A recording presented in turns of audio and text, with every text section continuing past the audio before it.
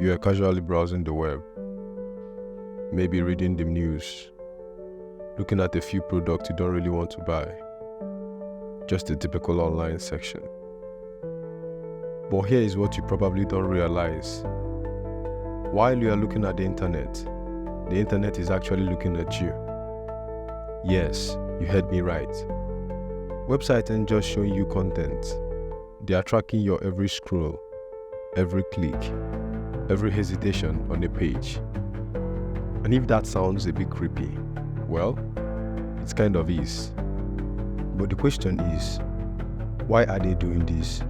And how are they keeping such close tabs on us? To understand why websites track us, let's take a little journey behind the scenes. Imagine a busy city street, people rushing by, each with a different purpose.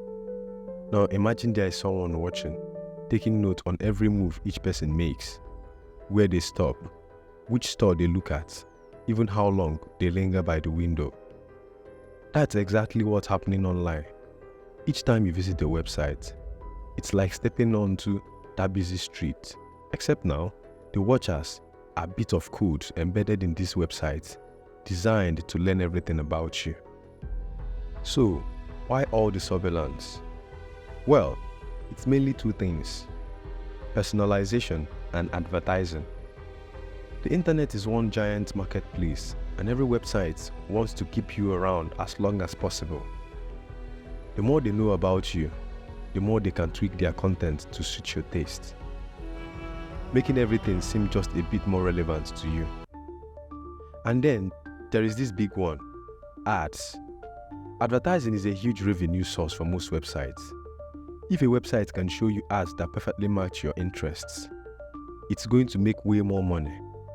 So, they are constantly analyzing your actions, figuring out if you are into fashion, tech, or pets, or even travels.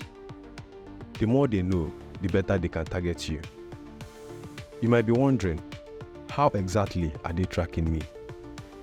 The answer: cookies, pixel, and JavaScript are how they track you. Cookies are little text files that websites drop onto your device. These cookies remember things about you: your login details, your preferences, even the items you left in your shopping cart. But there is more: third-party cookies. These little trackers follow you from site to site, building a profile based on your browsing habits. And it doesn't stop there. Pixels, those tiny invisible images that are actually codes. They are embedded in pages to send back data to servers about your actions.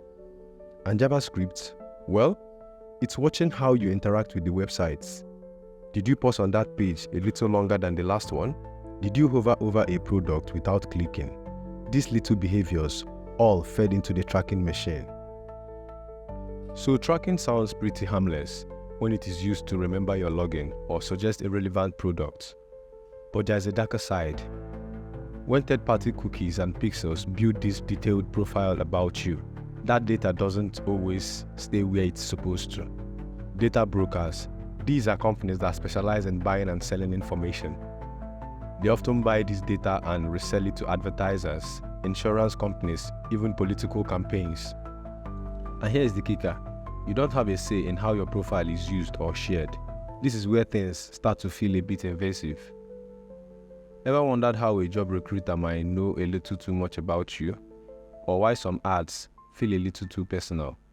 Tracking data flows into countless places we don't see.